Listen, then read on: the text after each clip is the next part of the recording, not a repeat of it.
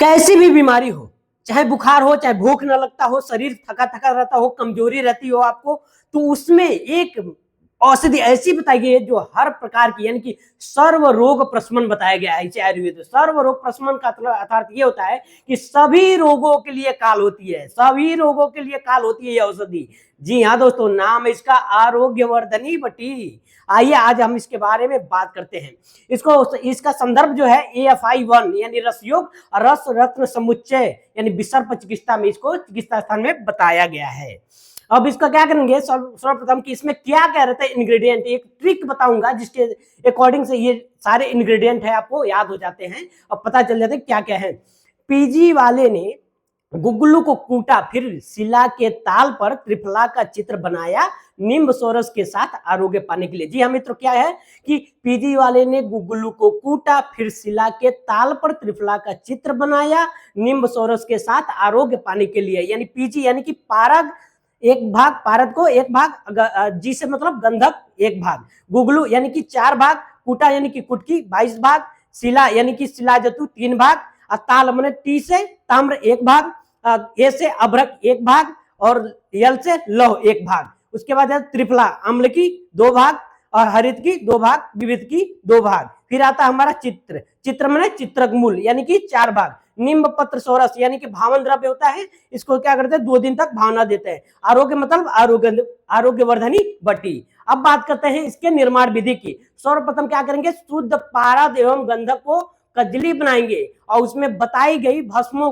तथा बाकी बचे शेष द्रव्य जो होते हैं उनके सूक्ष्म चूड़ को खलों में अच्छी तरह से मिलाकर नींब पत्र सोरस के साथ भावना देकर 3-3 रत्ती प्रमाण की गोलियां बना ले। मात्रा जो होती है इसको मित्रों 250 mg से लेकर 500 mg तक इसकी मात्रा होती है। उसके बाद अनुपान होता है क्या, अनुपान किस किस के साथ लेना चाहिए, अदरक सोरस हुआ, नींब पत्र सोरस हुआ, मधु हुआ, क्षीर हुआ, जल हुआ। चिकित्सीय यानी कि किस किस बीमारियों में इसको दी जाती है, सभी प्रकार के कुष्ठ हुए, जीर्ण ज्वर हुए, यकृत विकार हुआ, मेद रोग यानी कि मोटापा हुआ, मधुमेह यानी कि मतलब डायबिटिक हुआ, हृदय से रिलेटेड रोग उसमें दिया जाता है। सेवन काल क्या होती है, 2 से 3 गोली खाने से 3 घंटे पहले सुबह व शाम। अब इसकी काल मर्यादा यानी कितने दिनों तक यह औषधि लेनी चाहिए, 42 दिन तक।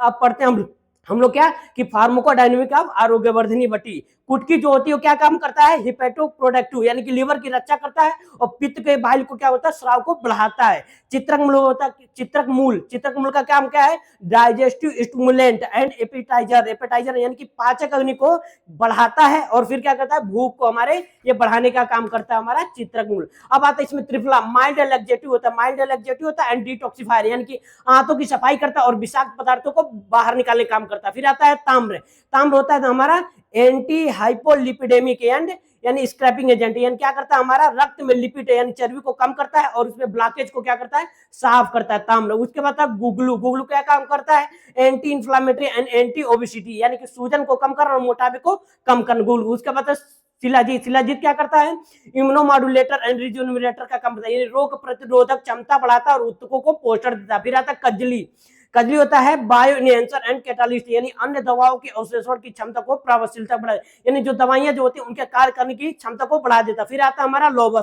क्या करता है, हिमेटोनिक यानी कि हीमोग्लोबिन का स्तर बढ़ाता है और खून की कमी को दूर करता है। फिर आता है हमारा अबरक क्या करता है, एंटी एजिंग एंड रिस्टोरेटिव का काम करता है, यानी कोशिकाओं के द्वारा क्षय को रोकना, कोशिकाओं के क्षय होने को रोकता है और शक्ति को प्रदान करता है। फिर आता है निम्न शब्द यानी anti microbial and blood purifier, bacteria को नष्ट करता है और रक्त की अशुद्धि को क्या करता है, शुद्ध करता है। अब आ जाता है इसका फार्माकोकाइनेटिक यानी कि एडीएमई एब्जॉर्प्शन। पहला आता है एब्जॉर्प्शन में क्या हो जाएगा आपका, चित्रक और त्रिफला के प्रभाव से यह दवा क्या होगी, जठराग्नि द्वारा सूक्ष्म भागों में टूटकर छोटी आंत स्मॉल इंटेस्टाइन में क्या होगी, अवशोषित होती है। फिर आता है डिस्ट्रीब्यूशन यानी वितरण, इसके मौजूद कजली और शिलाजीत यानी टारगेटेड डिलीवरी का काम करते हैं जो सक्रिय तत्वों को मुख्य रूप से यकृत यानी कि लीवर और रक्त और त्वचा तक विपरीत करते हैं। फिर आता है मेटाबॉलिज्म यानी चयापचय, इसका मेटाबॉलिज्म जो है मुख्य रूप से लीवर में होता है, या लीवर एंजाइम को सक्रिय कर मेटाबॉलिज्म के रेट को बढ़ा देता है। फिर आता है एक्सक्रीशन, कुटकी और त्रिफला के विरेचन गुण के कारण क्या होता है, मेटाबॉलिक कचरा और पित्तमल मूत्र के माध्यम से शरीर से बाहर निकलता है। जय हिंद दोस्तों, यह वीडियो आपको कैसी लगी, मिलता है नेक्स्ट वीडियो में। जय